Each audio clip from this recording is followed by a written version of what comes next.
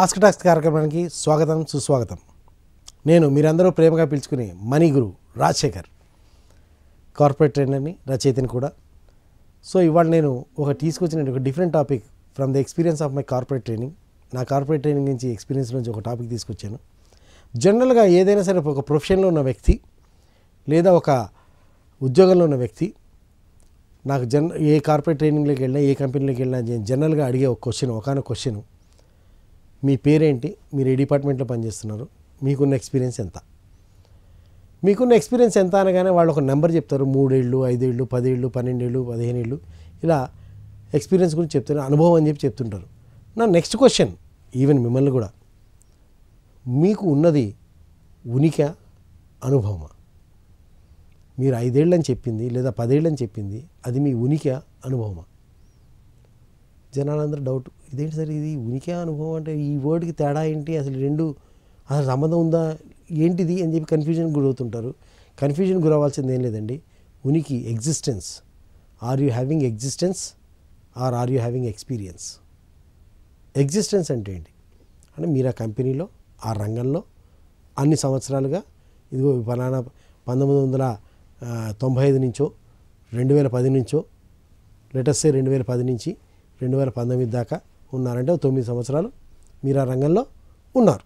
అంటే ఒక ఉద్యోగంలో కావచ్చు, లేదా ఒక ఫార్మా ఫీల్డ్లో కావచ్చు, సాఫ్ట్వేర్ ఫీల్డ్లో కావచ్చు, లేదా ఇంకేదైనా ఫీల్డ్లో కావచ్చు, మీరు ఆ 9 సంవత్సరాలుగా ఆ రంగంలో ఉన్నారు. ఈ ఉండటం అనే దాన్ని ఎగ్జిస్టెన్స్ అనొచ్చా, ఎక్స్పీరియన్స్ అనొచ్చా? పీపుల్ గ్రాస్లీ సే ఇది ఎక్స్పీరియన్స్ అంటారు.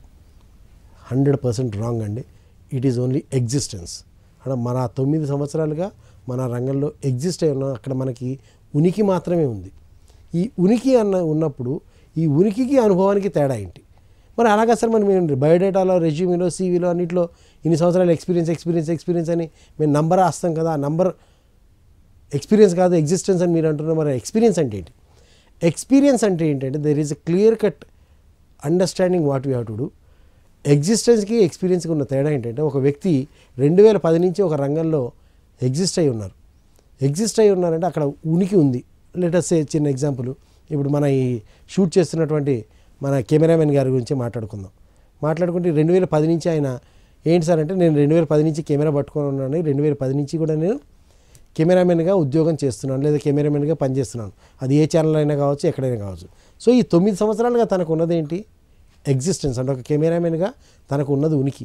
ఈ 9 సంవత్సరాల కాలంలో తను రకరకాల సమస్యలను ఎదుర్కొని, ఆ రకరకాల సమస్యలు ఫేస్ చేసి, ఆ రకరకాల సమస్యను ఇప్పుడు సాల్వ్ చేసి అధిగమిస్తారో, అంటే తనకున్న సమస్యను సాల్వ్ చేసి అధిగమిస్తారు. అది మేబీ ఎనీ టైం ఎమర్జెన్సీ సమస్య కావచ్చు, ప్లానింగ్ ఫెయిల్యూర్ వల్ల వచ్చిన సమస్య కావచ్చు, కారణాలు ఏమైనా కావచ్చు, రకరకాల సమస్యలు ఎదురయ్యే అవకాశాలు ఉంటాయి. Maybe all of a sudden some emergency crisis రావచ్చు. అటువంటి టైంలో కూడా తను సమర్థవంతంగా తన కెమెరామెన్ జాబ్ని పోషించగలగటం, లేదా కెమెరా షూటింగ్ డిస్టర్బ్ కాకుండా, లేదా పర్ఫెక్ట్గా ఆ ప్రోగ్రామ్ షూట్ అయ్యేలా చేయగలగటాన్ని, అటువంటి సమస్యలు ఏవైతే ఎదుర్కొంటారో ఆ సమస్యలనే అనుభవం అంటాం. ఆ సమస్యను ఎదుర్కొని సాల్వ్ చేసినప్పుడే అనుభవం అంటాం. అంటే 9 సంవత్సరాలుగా ఉన్నది ఉనికి మాత్రమే అవుతుంది. ఈ 9 సంవత్సరాల్లో ఎన్ని సమస్యలు ఎదుర్కొన్నారనేది అనుభవంగా మారుతుంది. అందుకే నేను ఈ జనరల్గా ఏదైనా కాలేజెస్కి, ప్రొఫెషనల్ కాలేజెస్కి వెళ్ళినప్పుడు నేను వాళ్ళకి ఇచ్చే సజెషన్ ఏంటంటే, ద ఫస్ట్ 5 years మటుకు you don't look for your existence, go for experience అన్నప్పుడు ఏమవుతుందంటే, ఒక చిన్న కంపెనీలో మీరు చేరినట్టయితే ఆ చిన్న కంపెనీలో అన్ని పనులు మనమే చేయాల్సి రావడంతో అన్ని రకాల సమస్యలకి మనమే సమాధానం ఎత్తుక్కోవాలి. ఎప్పుడైతే అన్ని రకాల సమస్యలకి మనం సమాధానం ఎత్తుక్కుంటామో, సమస్యను సాల్వ్ చేసుకుంటామో, దానికి మీరు వేరే సీనియర్స్ యొక్క సజెషన్స్ తీసుకోవచ్చు, వేరే వాళ్ళ గైడెన్స్ తీసుకోవచ్చు, యూట్యూబ్లో చూడవచ్చు, నెట్లో చూడవచ్చు, గూగుల్లో చూడవచ్చు, మీరు ఎలాగైనా చేయొచ్చు. కానీ దాన్ని ఎప్పుడైతే మీరు సాల్వ్ చేస్తారో that adds up to your experience. ఒక చిన్న ఉదాహరణ మాట్లాడుకుందామండి. ఒక విద్యార్థి ఒక డిగ్రీ కంప్లీట్ అయిన, లేదా ఒక బీటెక్ ప్రొఫెషనల్ కాలేజ్ కంప్లీట్ అయిన ఒక వ్యక్తి ఒక పెద్ద మల్టీనేషనల్ కంపెనీలో చేరాడు అనుకుందాం. ఈ మల్టీనేషనల్ కంపెనీలో చేరిన తర్వాత 5 సంవత్సరాలు అదే కంపెనీలో పనిచేసాడు. ఈ 5 సంవత్సరాలు అదే కంపెనీలో పనిచేసినప్పుడు డెఫినెట్గా తనకి పైన సీనియర్స్ ఉంటారు, సూపర్ సీనియర్స్ ఉంటారు, చాలా మంది పైన ఉంటారు. వీళ్ళందరూ పైన ఉన్నాక తను ఏం చేయాల్సి ఉంటుందంటే, వాళ్ళకి అసిస్టెంట్గా ఓ చిన్న పని చేయాల్సి ఉంటుంది.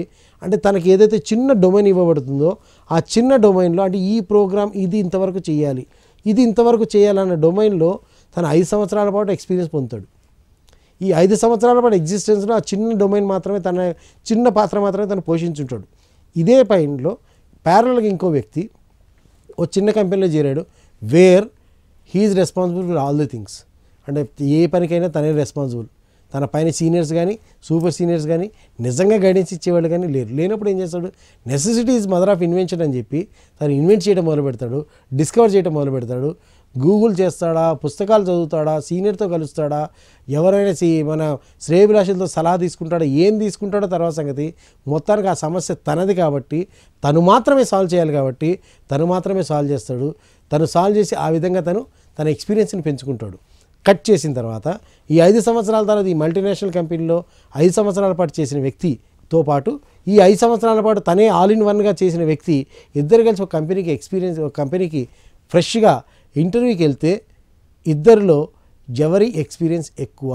ఆన్ పేపర్ ఇద్దరు కూడా 5 years ఎక్స్పీరియన్స్ అని చెప్తారు, ఇద్దరు కూడా 5 years ఎక్స్పీరియన్స్ అని రాస్తారు, ఇద్దరు కూడా 5 years ఎక్స్పీరియన్స్గానే భావిస్తారు.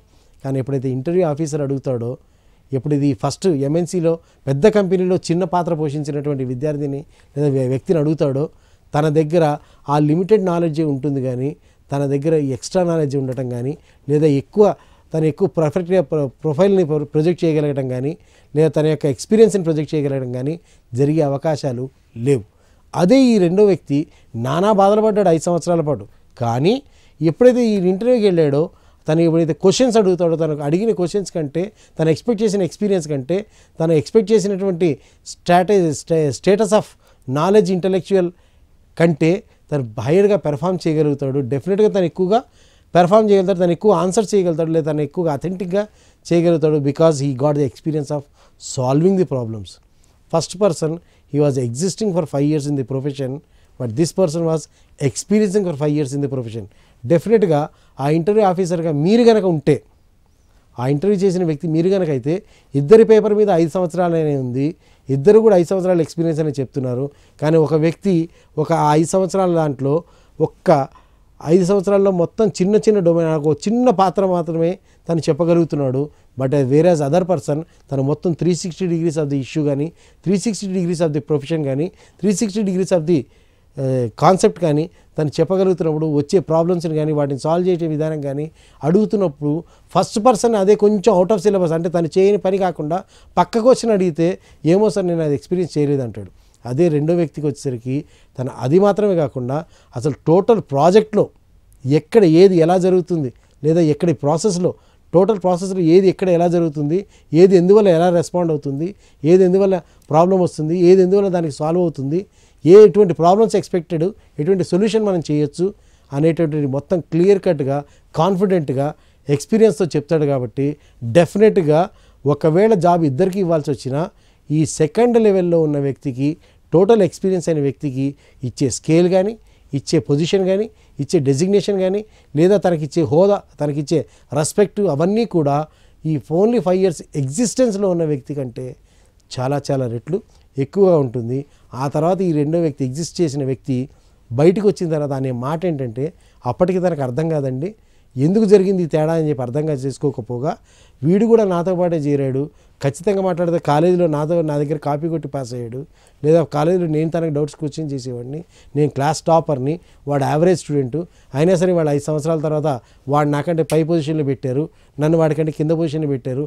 డెఫినెట్గా వీడేదో బ్యాక్డోర్ ఎంట్రీ ఇచ్చి ఉంటాడు, లేదా ఇంకో రకంగా ఇన్ఫ్లుయెన్స్ చేసి ఉంటాడు, లేదా ఇంకోటి అని ఆటోమేటిక్గా అవతల పర్సన్ మీద నెగిటివ్ ఒపీనియన్ తోటే ఉంటాడు. కానీ అసలు ఏంటి జరిగిందనే విషయాన్ని తెలుసుకునే అవకాశం చాలా చాలా తక్కువ అండి. ఇది 5 years ఎక్స్పీరియన్స్ గురించి మాట్లాడుతున్నాను నేను. ఇలాగే మీరు 20, 25, 30 years ఎక్స్పీరియన్స్ అని చెప్పిన వాళ్ళని కూడా నేను చూశాను. 30 years ఎక్స్పీరియన్స్ ఉందండి అంటాడు, ఆ పర్సను 5 years, 6 years ఎక్స్పీరియన్స్ ఉన్న వ్యక్తికి, నిజంగా ఎక్స్పీరియన్స్ ఉన్న వ్యక్తికి ఉన్న నాలెడ్జ్ కానీ, టాలెంట్ కానీ, స్కిల్ కానీ ఉండవు.